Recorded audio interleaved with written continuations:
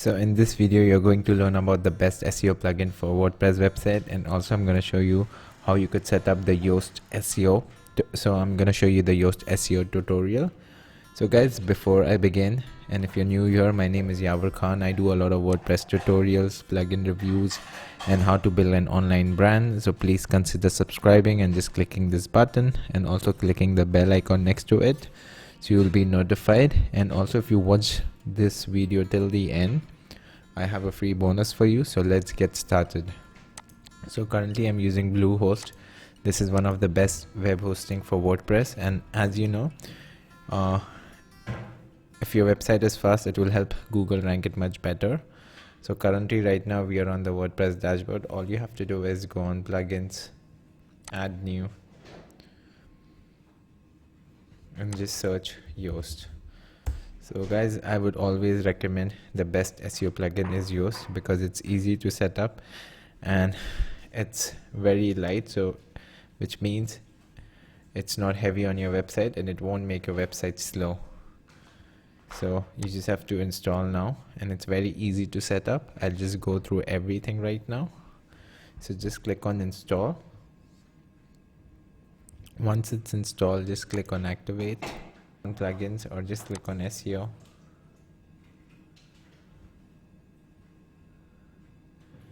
Let it load. So just click on dashboard and just click on configuration wizard.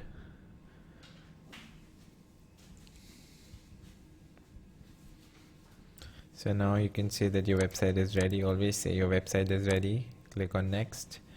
Choose whatever it is. For me, it would be a blog. If it's your online shop, you need to choose an online shop. If it's a news channel, or if it's a small offline business, so let's say a brick and mortar business.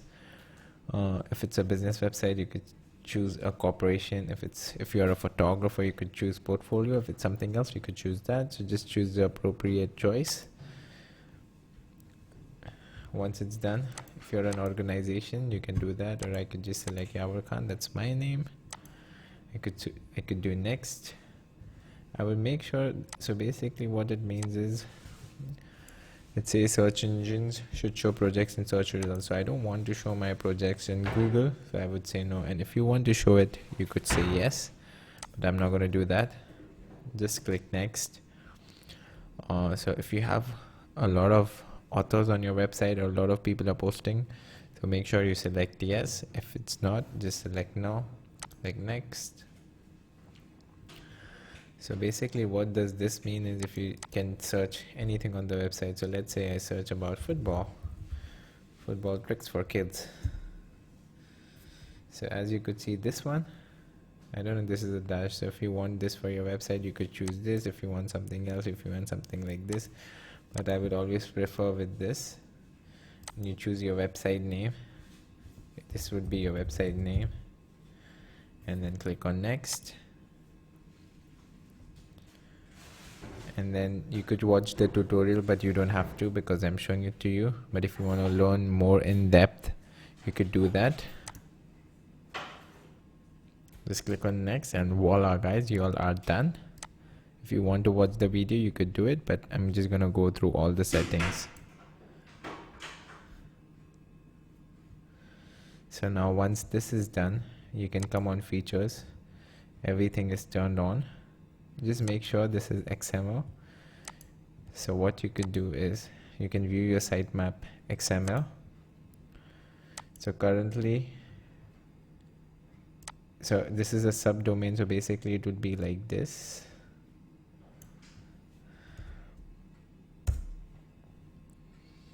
So this is your sitemap. So make sure when you are verifying your website with Google Search Console, I made a video on this, how you could verify your website with Google. So it will help easily index your website to Google. So just make sure you can watch that video. So once, just remember this, everything is turned on. And this is Webmaster Tool. What you have to do is basically just click over here.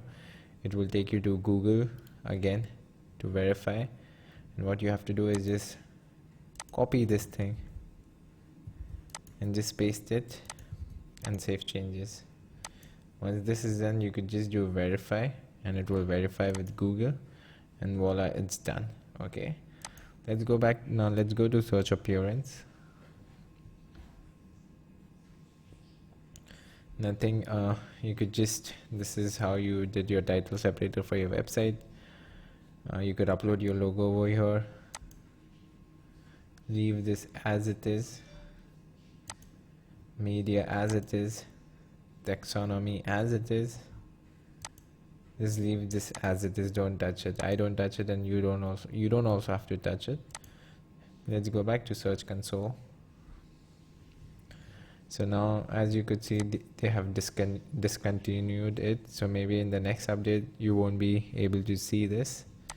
Let's go back on social. So this one's important. So what you have to do is, basically, if you're sharing a post on Facebook and you don't have a image on your post, so this would be the default image. And front page setting, you could put your image URL. Twitter would be, I would suggest keep it enabled. And again, you just have to click over here and verify your website with the Pinterest, and that's it. Let's go on tools. You don't have to do nothing. Let's say you're transferring or you're migrating your website, you could just export and import your data. And this is if you want to go premium, but I won't suggest right now to go premium. Just work with the basics. Once your website starts earning money, you could update it.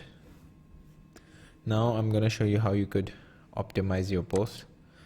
So let's say, for example, you're optimizing it for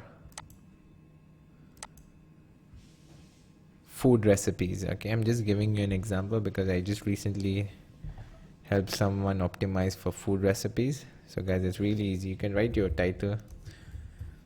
Okay, so now once you come back, you could see this Yoast SEO. If you cannot see this, what you have to do is Yoast SEO plugin.